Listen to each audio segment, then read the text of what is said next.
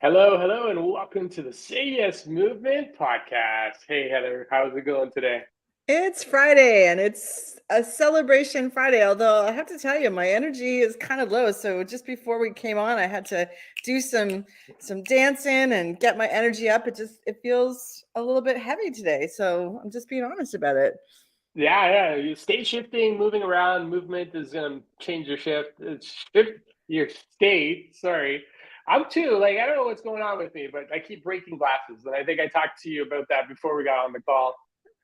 I don't know what's going on. I keep glasses around me keep breaking. So you know what's interesting? You and I we talked about this. So we're meaning making machines, right? We're always Yeah. making meaning of something. And so I did a quick search. I'm like, what does it mean when you're constantly breaking glass? So for those of you that are interested and might want to know what that means, did a quick Google search and it said broken glass usually represents the end of an era and the beginning. But some people also believe broken glass is to mean a bad omen such as loss. While much associate broken glass with negativity, it can also mean you're on a new path to a positive view. So I'm going to take the positive view part because I don't want the other stuff. I'm just going to leave that behind. But it's interesting how we're always creating meaning of things, right? Like it does. So, and the reason I say that is I've broken three glasses in the last week and a half, and I got a chip on my windshield yesterday. And I'm like, what does this mean? And I think we're always thinking about what's showing up for us in terms of the things that come up in our lives. I It know today is sorry, go ahead. No, no, Go ahead. no. I think it's funny because as soon as you shared that, what did I say to you? I said, I wonder what you're not seeing clearly. So my brain automatically went to a meaning of what broken glass means. And it's you've broken glasses, your windshield's cracked, like it's like all kinds of symbols that are coming in. And Yeah. whether you are superstitious or whether you believe that these symbols are there, our brain will find them. And they're always there for us to see. It's just what's our brain looking for. So as we think about this meaning and why we do this celebration Friday, because we want to infuse our brain and our body with Mm. all of the good things that we might not see just naturally. And that's why we do this celebration Friday. It's so important that we activate our brain to see the good of what happened this week. And because it's always looking for an answer. So let's find it some really good answers. So, John, besides the broken glasses, and by the way, just go to Costco, get some new ones, and I love the Costco glasses. But what would you be celebrating this week? Yeah, well, I'm going to celebrate a new beginning because broken glass, that's what it means. But also just getting back on the program. I'm 5 weeks away, 6 weeks away from the big event that's coming up. So it's just around the corner. So just training for that. I'm feeling good. I'm healthy. So I'm going to celebrate that and just feeling good as I go into the next 5 weeks and getting ready for the big event in Victoria, BC. So yeah, I want to celebrate that because it's all good. It's all good. I'm feeling great, feeling fantastic. And that's the energy that I want to bring into my life. And that's the energy I'm going to put forward. What about yourself? What are you celebrating today? I love that. That's awesome, John. Mine's a strength one too. That is my focus, and I'm on a countdown for doing 25 push-ups, Mm. and now I'm at 11. So I'm just going to announce that I can do 11 in a row. Patrick watched me do my push-ups the other day, and he said most of those would count. So I'll take that as a win. As a personal trainer or an ex-personal trainer, he's always looking for form, and form does matter. But honestly, I'm just making sure that I'm doing my push-ups. So that it feels really good. And then also, this week's I've noticed that I've been there for a few friends that needed an extra hug or an extra just moment of silence. And giving the gift of time and your Mm. own energy is so we don't realize what a gift that is. And sometimes just a voice note or just a moment of time and be with that person, because that's what we also need as human beings. So it's been a rough week for a few other people that I know, and just be there for them, and write them cute little notes and keep their energy up has been what this week's been all about. Yeah. No, I'm with you. I was at an event yesterday, and what was really interesting is the hugs were coming back in, right? So everybody's been really cautious, and I think about people back in the workplace. Some people are like, "Yeah, let's give me a hug," and I'm like, "Oh, wait a minute." Um, I'm good with the hugs. I'm a hugger. So if you ever meet me and you ever feel like you want a hug, just let me know. And so yesterday's event, I had a conversation with somebody, expressing gratitude and thanks, right? As we continue the month of gratitude, that's what I started off at the beginning of April. And as we go into the remaining 9 days of the month, um, just feeling gratitude from others, right? So it's so Mm, important that we don't keep that to ourselves. There's no point, right? Like, what's the point? Like, I'm grateful for you in terms of what we did, but expressing it, there's so much power in it. And so I had a conversation with somebody before, and I finally saw them in person yesterday, and they gave me the biggest hug. And I'm like, wow, that's like, when you just feel that energy, you feel that positivity, like, I'm gonna say it, you feel the love, right, in a really positive mhm, way. And I'm like, wow, this feels really great. And it was just nice to be in that, right? So, mhm. express some gratitude and thanks to somebody too, right? I just wanted to drop that in here because we are not that, it's funny because somebody said gratitude should be something we do every day. And I'm like, absolutely. But some of us, we forget, right? I forget. Especially when we're in a tough spot or things aren't going the way we want them to. Gratitude just kind of falls off. And the way to get yourself back on track is through gratitude, right? And communicating gratitude to others, right? So just take that moment today, express some gratitude to some people around you, whether it's a text message. I know, Heather, you do that. You send little messages when people pop into your head, and just let people know what they mean to you, or just say a thanks, right? Like, that could Mhm. just change somebody's world today. And I know, listen, we started off the call feeling like, yeah, it's like the energy is just not there. It's not, the where we want it to be, but we're slowly bringing it back because we're getting back into the space, right? So it's a beautiful thing when you can express that with others. John, what have you been talking with your clients this week? Because what's been coming up for me, and it's similar to what you just mentioned, people are coming back into in-person Mm, events. They're coming back into seeing people in person, and this nervous energy around seeing people is really a theme that's just popping up over and over and over again. And people are defaulting to, well, I want to stay online, I want to stay safe. And they're, talking about that presentation at work that they have to do, or they're gonna present their results to their boss in person, so it feels differently. And one example, they've never been in person with this group of people before, even though they've been mm. working for a year and a half with them, which I totally forgot that that's the scenarios that people are experiencing. So this theme of communication and anxiety around it is really coming up a lot. And I wanted to have that conversation because people are shying away from that and getting scared. So is that this, are you finding the same thing? Yeah, no, absolutely. It's been a big topic of conversation with me and a lot of people, clients, and just people around me, is saying, I got to get back in front of people. And like, you could see the fear, the dread, the anxiety, the stress on their face as they say that, right? And it's like, and and what's really funny is, prior, you're right, actually you just said it, one thing, people that have been hired over the, since March of 2020, a lot of them haven't even seen their teams in person. They may have seen them over video, but being in a room, and you have, I don't know about you, but you kind of start to build pictures. I know you experience this a lot because people show up in the room with you and you're like, wait a minute, I'm where's only five Heather? feet tall. Yes. Where's Heather? The tallest 5 foot person I know. Some of the tallest people I know are 5 feet tall. But you know, you walk in, you're like, you don't know what to expect, and that creates another, even though you know the person because you've been talking with them online, you've been having those conversations, you don't know them because you haven't seen them.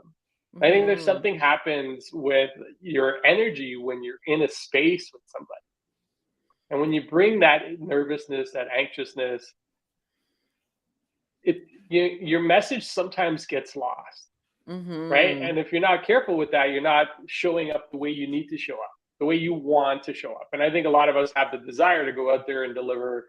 If you're communicating at work, you're communicating on a stage, you're communicating even at a PTA meeting, right? With other parents and things like that.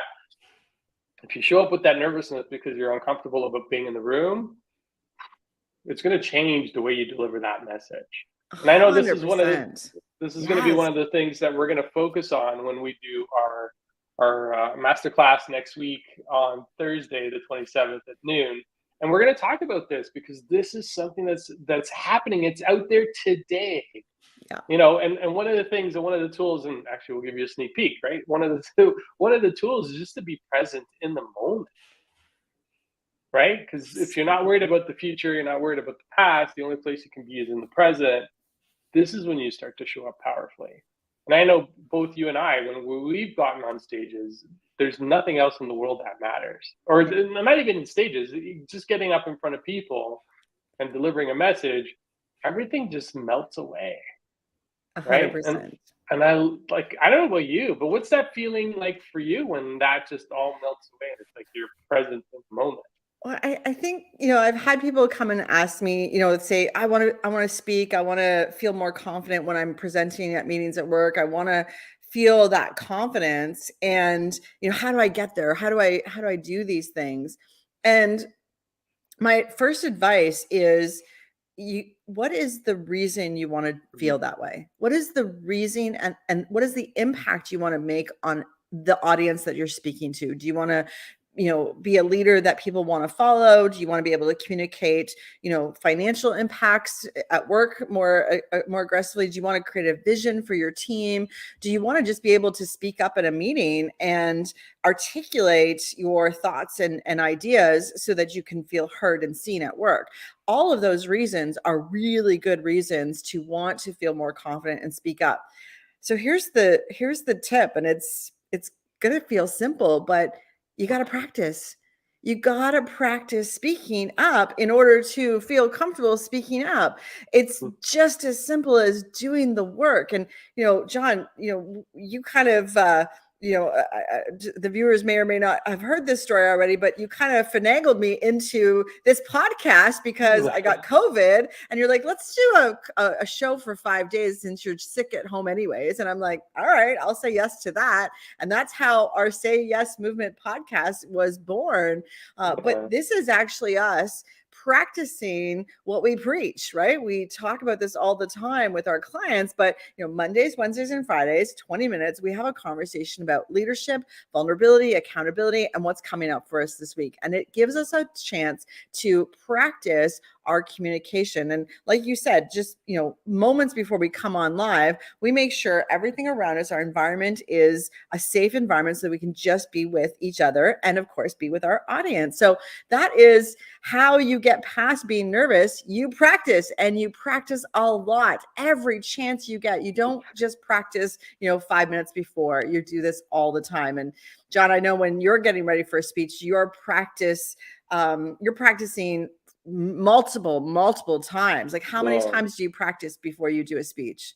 Oh, that's a good question. Depends on what I'm talking about. Depends what the topic is. If it's most of the topics that I speak to, I'm very familiar with because I live it, right? And when you live what you're talking about, I think it's pretty easy to talk about it. I think what you got to get over is just the nervousness of just being in front of people. I'm worried about, I know this is going to sound really bad, but this is another tip, right? And then we're going to cover this next week. I don't really care what people think about me when I'm up on stage. How's that possible? Everyone cares about what people think. Yeah, I know. It's funny because I actually did a talk last year to a group of quality engineers and such. And I stood there in front of the room and I said, I really don't care what you think about me right now. And they all looked at me with this stunned face. I go, my goal up here is not to worry about what you're thinking about me from a presentation, even from going into an interview. I don't care what you think about me. I just want to make sure that I deliver the best value that I can in the conversation that we're having. So whether I'm delivering my talk, I'm doing an interview, I'm presenting something to somebody, it's making sure that I get that value back out to you. So yeah, you may have an opinion about me. You may think, my breath stinks or my hair is too short, or I don't know what you're thinking, which is part of the reason why I don't care what you think, because I don't know what you think. And I've done that too. I've stood in front of a room and I said, can anybody tell me what I'm thinking about right now? And everybody just kept their hands down and said, no, we don't know what you're thinking about right now. We never know what the other person on the other side of the table is thinking about, or the other person who's sitting in a chair listening to you is thinking about. So, John, you So didn't always feel focus that on the way. value. So, what changed? How did you make that shift? Uh, Practice, lots of practice. In 2016, I went through, I think I shared this already, but in 2016, I went through the journey where my goal was to deliver 365 speeches in a year. So, speeches, and let me qualify this, speeches were repeated speeches in front of people. Sometimes it was video content that I created, sometimes it was in person. I ended up creating a video newsletter for my team as a way to practice speaking on camera. So anything and everything I could do. So it was really cool from a work perspective. I leverage. I'm very, it's funny. I was talking to somebody yesterday about putting a course together on how to use your work environment to test all the side hustles that you want to work on. And one of the things I did to work on my public speaking is I created video newsletters for the team. So I I would love talk that. about our performance, our KPIs, what we did, how we were delivering, and how we were working against our objectives. And every week I would put a 5-minute video, and sometimes I would bring people in and we would make them collaborations. And we do this 5-minute video or 3 to 5 minute video, and we would just share it out with the team. So that was, if I could do that at least 25 times in a year, that's 25 videos, and that goes towards my 365. Right?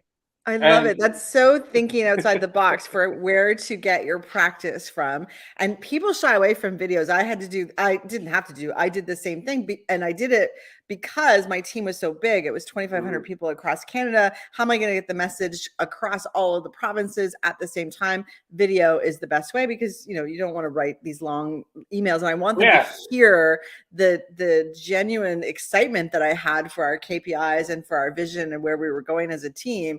But I would invite people, and I would give them a rule. We do this video in one take. And what would happen, what was really cool is people would be nervous. They're like, okay, I'm not sure what to say. I'm not sure. And I would ask them 2 questions. What's the intent? What's the impact you want to make in this video? And they would articulate that without a doubt every single time. I said, great, we're going to do that in one take. And right away they get all nervous. And then guess what would happen? Because that was the guideline that I put on, one take would happen. So even if they were fumbling on their words, they would keep going. They wouldn't stall. They wouldn't ask for a redo. And it was magical to see this happen because when we give ourselves lots of space to make mistakes, guess what? We just make mistakes. But when we don't have any leeway, when we get up on stage, John, we have one go. The audience is in front of us. We need to have words come out of our mouth that mean something and that will make an impact. And so if we forget or fumble, we got to keep going. We got to keep going. I know. So, and oh man, I feel like we're giving away all the speaker tips today. But the truth is, even if you forget and you fumble, nobody knows what you're going to talk about anyways. So to them, it's going to look all intentional, right? And this is one of the things I learned very on in my speaking was nobody knows what you're talking about until you talk about it, right? So, and this would show up, and actually we're going to cover this too, as part of my reviews at the end, right? My feedback sessions to say, hey, I would go in and say, I forgot this, I forgot. And the people around me were like, what are you talking about? Yeah, they didn't even know. We didn't even know that you were going to talk about that. Yeah. So, if you're worried about fumbling, if you're worried about missing out on something, nobody knows what you're going to talk about anyway. I love it. Well, it goes back to what we started at the beginning, practice. So, John, we and you both have on Thursday, we have the Confident Communication Workshop. It's at 12 noon. We want everyone to join us because these are so important to really learn this stuff. But guess what? Me and you are going to be practicing this weekend to be ready for Thursday. And, what is it that you need to practice in your life? And what are you getting ready for? And think about that this weekend. And I think that's our call to action. And of course, the other call to action, we'd love to have you with us on Thursday. So we will put the link in the comments here. It's on both of our LinkedIn and our Facebook pages. Come and join us for this event. Yeah, I love it. I just wanted to take a quick mention. Tim, actually, he's going to be practicing for 2 conferences that he's going to be speaking at, one in Vegas and London, UK. Congratulations, Tim. That's awesome. we're chatting today. So I'm looking forward to that as well. But yeah, no, practice, practice, practice. There's a few tips in there to really elevate your speaking in front of people and just taking it to a whole new level. I love it. Love it, love it, love it. So yes, just kind of building on what Heather talked about, share our Thursday event. Our goal is really to impact 1 million people this year. And one of the way we do that is through your support. And if you can share it out with your community, share it with people in and around your circle, we would want that as well. Okay, so with that, we're going to wrap up Friday. Make sure you celebrate. And remember, when you shift your mindset, you shift your life. Wishing you all a great one. We'll be back on Monday. Take care, everybody.